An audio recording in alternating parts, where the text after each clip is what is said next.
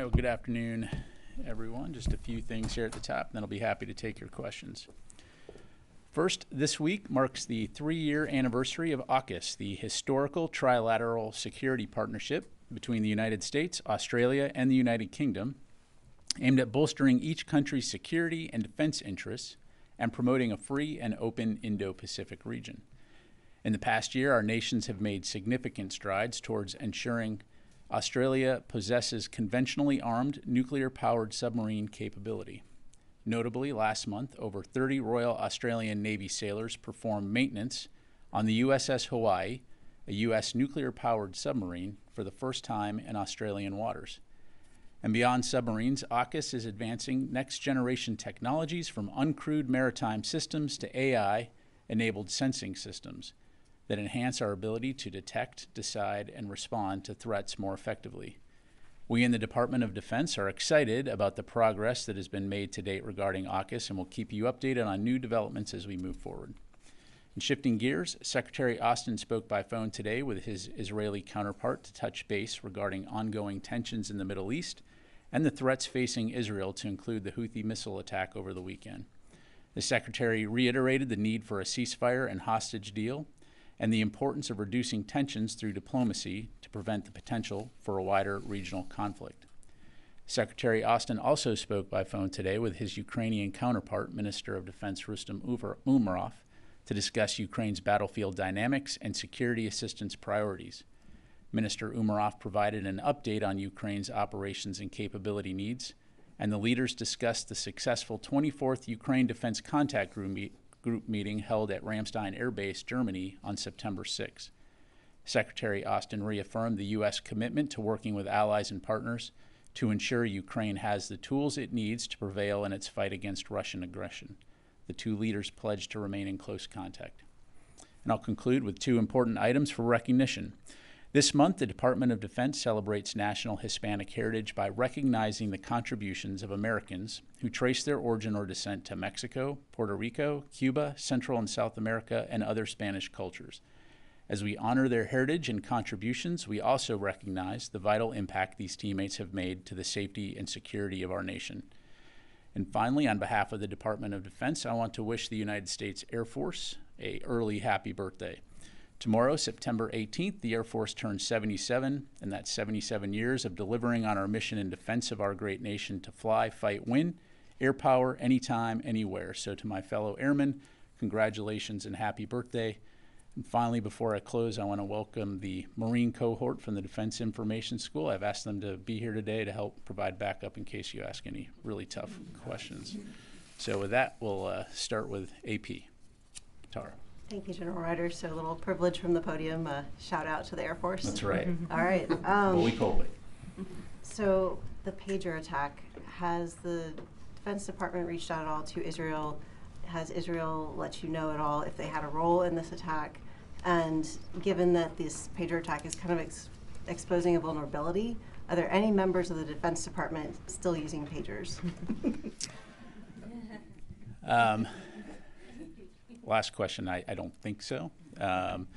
In terms of the reports on the attacks, Tara, I've certainly seen that. I just don't have anything to provide in that regard. Obviously something that we're continuing to monitor, but don't have any information to provide. Separately, there's been, I think, up to 28 different incursions by Russian and Chinese aircraft around Alaska in the last several weeks. Kind of an uptick, and just wondering, are you concerned about this? What is going on from your point of view? Well, as I think you heard my colleague Sabrina mention yesterday, I mean, we're certainly aware of that. To my knowledge, those aircraft did not enter into U.S. airspace.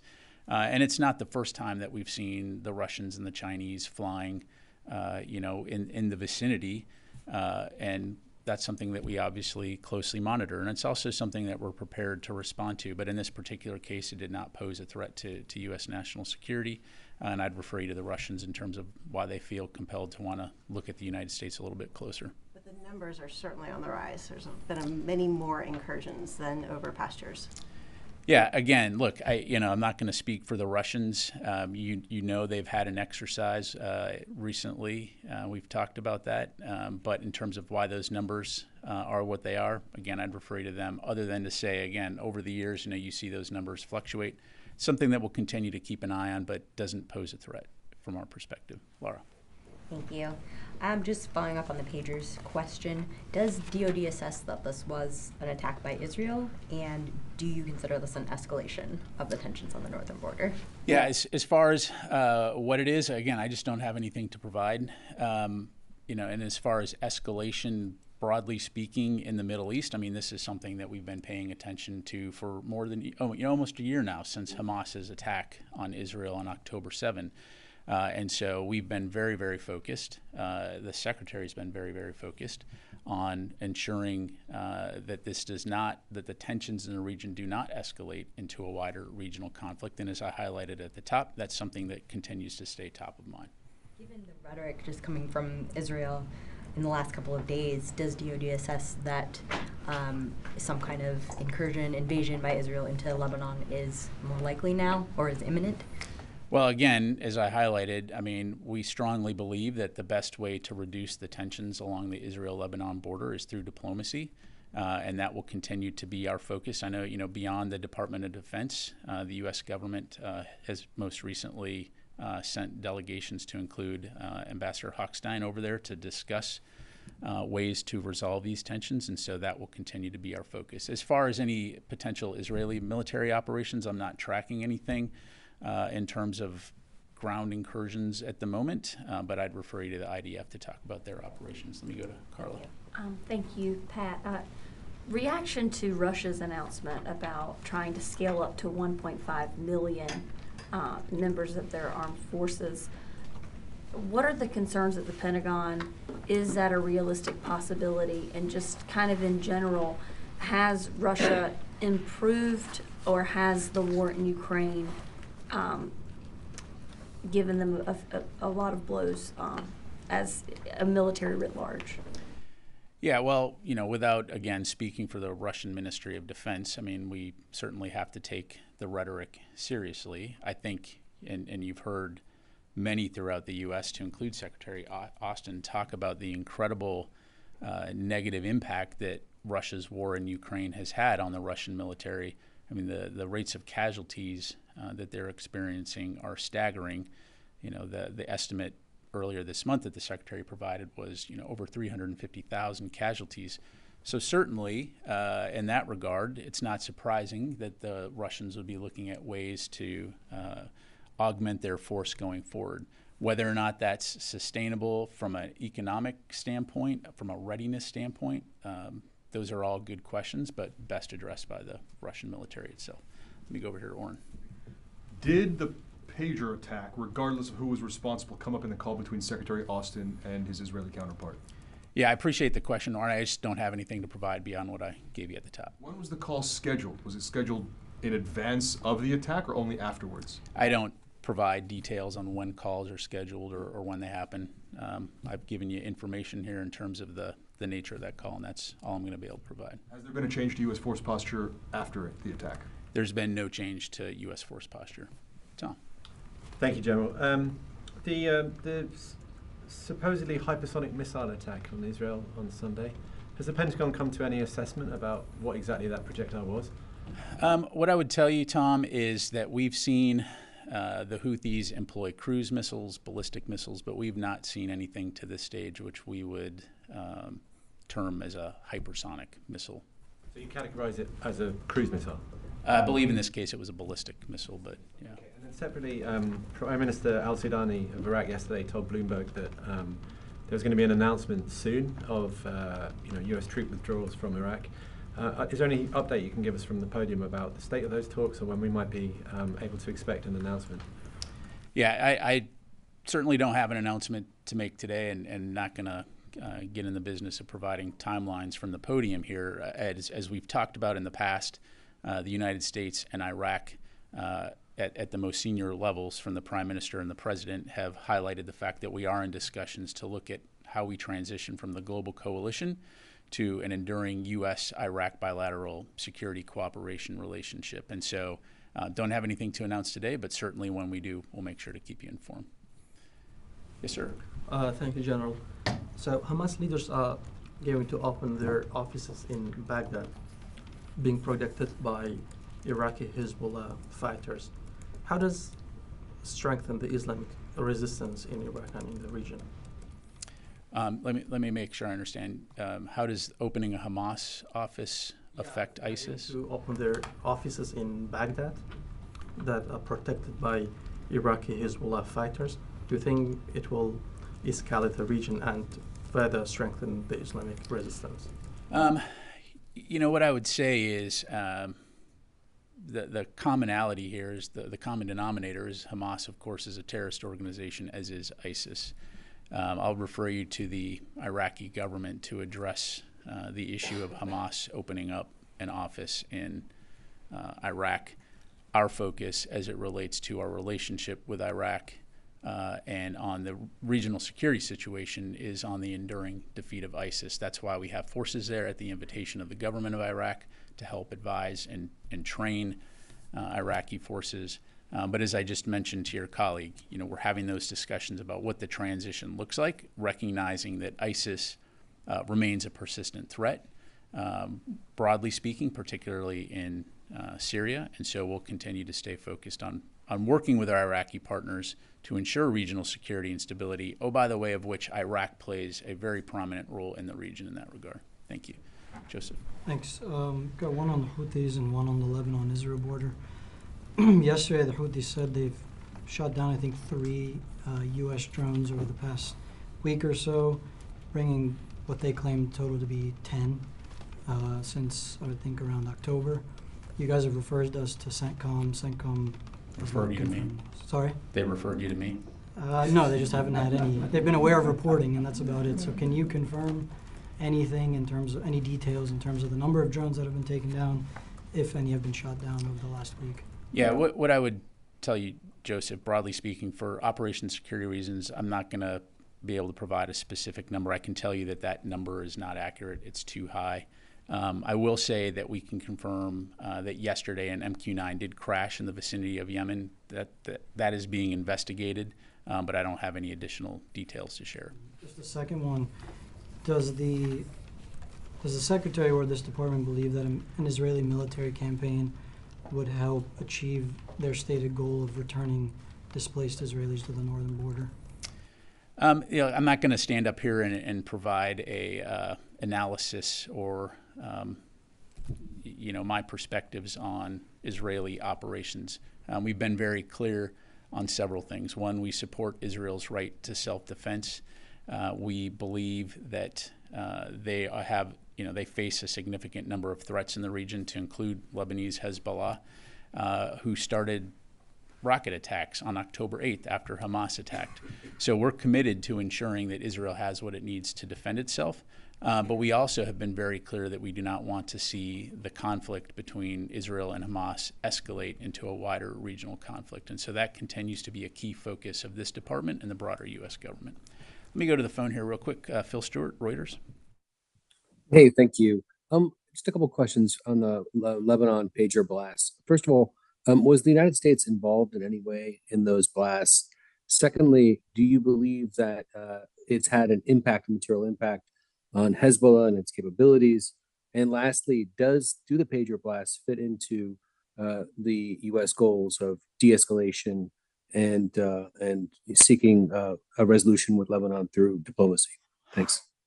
Yeah, thanks, Phil. Again, I don't have any details to provide on the reports of the pager blast. I can tell you, to my knowledge, there's no U.S. involvement in this at all. Again, it's something that we're monitoring.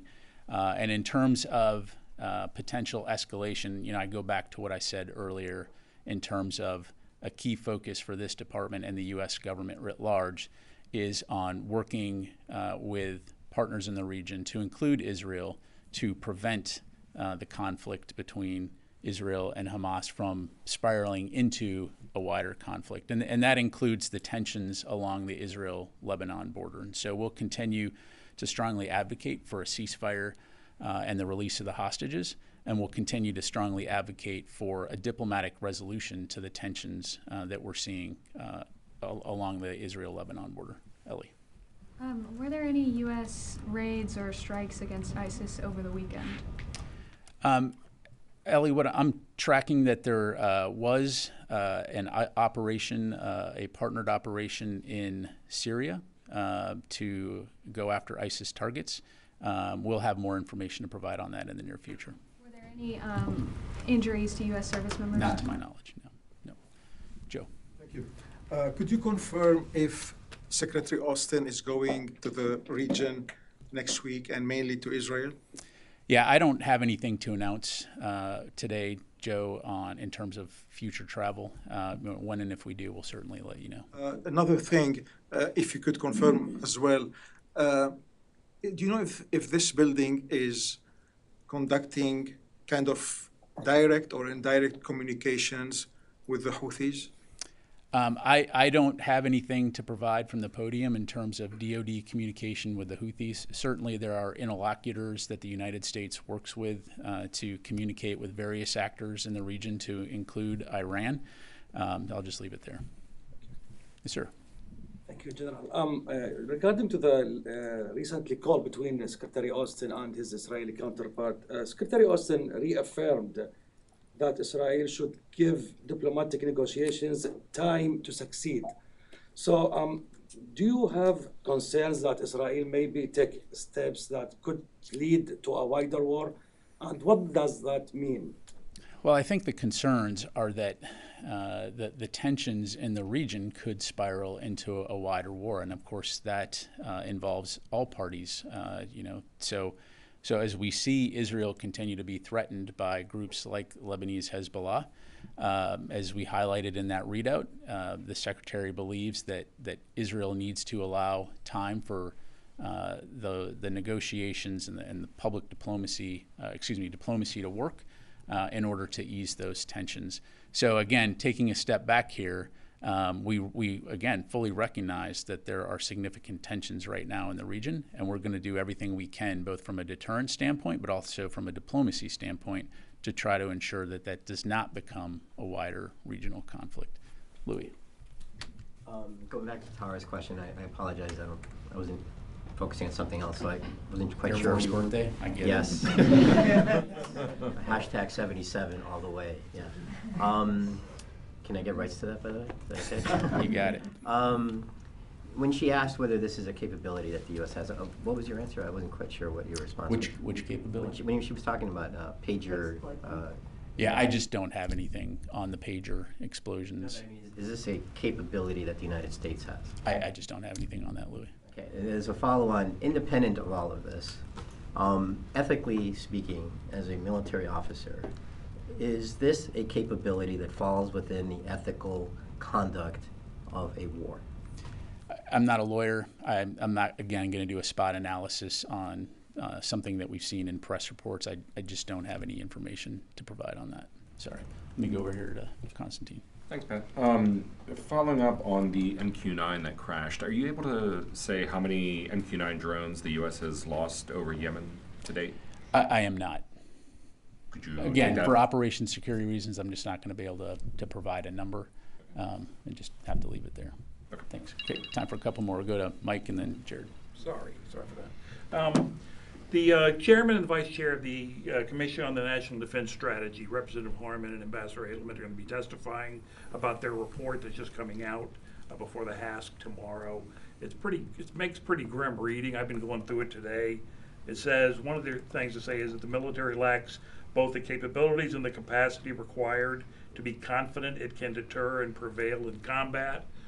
Among other variety happy news from them. I was wondering if the Secretary aware of this report, and does the Department have a statement or at all about this? Yeah, thanks, Mike. I don't have anything to provide from the Secretary on the report itself, other than to say that, as should be abundantly clear, he comes to work every day focused on the nation's defense and on implementing the National Defense Strategy. And that includes working with important partners like Congress to ensure that we have the funding and the resources and the personnel that we need to defend our country and deter attacks against the homeland. And I would go back to comments that he's made that we have the most combat credible, experienced military in the history of the world. And every single day, the men and women who put on our uniform and our DoD civilians come to work focused on making sure that our nation's safe. And so certainly we always welcome feedback from a variety of stakeholders and parties and how we can do things better. But in the meantime, we're going to stay focused on defending the nation. Thanks. Jared? Sir, yesterday the Secretary encouraged the Israeli Defense Minister Gallant to give more time for diplomacy. I mean, since the incident today in Lebanon, I know you don't have any details on it itself, but is the Secretary more concerned or is he less concerned about the potential for tension spiraling into wider conflict? Well, again, this is something that he's been focused on since Hamas's attack on October 7th. And so it's something that he's going to continue to stay focused on as well as the broader U.S. government. Thanks. Noah, and then we'll close it out with a call. I'm sorry if I missed this, but could you give us an update on where the TR is and where its destination is? Also, secondarily, on whether a two-carrier posture is again going to be necessary in this. Yeah, I don't have anything to announce in terms of, broader carrier movements. The TR is in the Indo-Pacific Theater. I'd refer you to the Navy for any details on that front. And close this out, Goel. Thank you, sir. Two questions, please. One. 2+2 meetings or summit going on in India are just finished between US and India, 2+2 from here, 2 from India. So any comments on those meetings, what fruits will be for the future at the highest level meetings will take place maybe here in Washington? And second, sir. No, go ahead. Second, also Quad summit is coming up in Delaware between those 4 countries, Quad. Under the leadership of President Biden and Prime Minister Modi, of course. Yeah, I appreciate the question. I don't have any updates to provide in terms of the 2+2 agenda, and I'd refer you to the White House for any questions regarding the Quad meeting, other than to say, as we've talked about before, we very much appreciate the relationship that we have with India, and we look forward to continuing to look for other opportunities to work together. Okay. So my question is, sir, as far as this Quad meeting, you had a question. Sorry, as far as this Quad meeting is going on, because there is threats are going on around the globe, including in the Middle East and war between Russia and Ukraine, and also tensions by China in the South China Sea, among others. And are we expecting, or maybe there is a peace in these nations from Quad meetings, or are we going for a bigger war or World War III? Wow, that's a big question. Well, certainly no one wants to see World War III, and I'd point you back to my earlier comments. That's why the department remains very, very focused on deterring aggression, whether it be from the Iranians or the Russians or the Chinese, but also importantly trying to prevent a wider conflict, particularly in the Middle East, from happening. There is a lot going on in the world right now, and the United States works very closely with our allies and partners, to include India, to try to ensure regional security and stability and peace. And India, of course, plays an important role in that in the community of nations. So we'll continue to work closely with our Indian partners in that regard. Thank you very much, everybody. Appreciate it.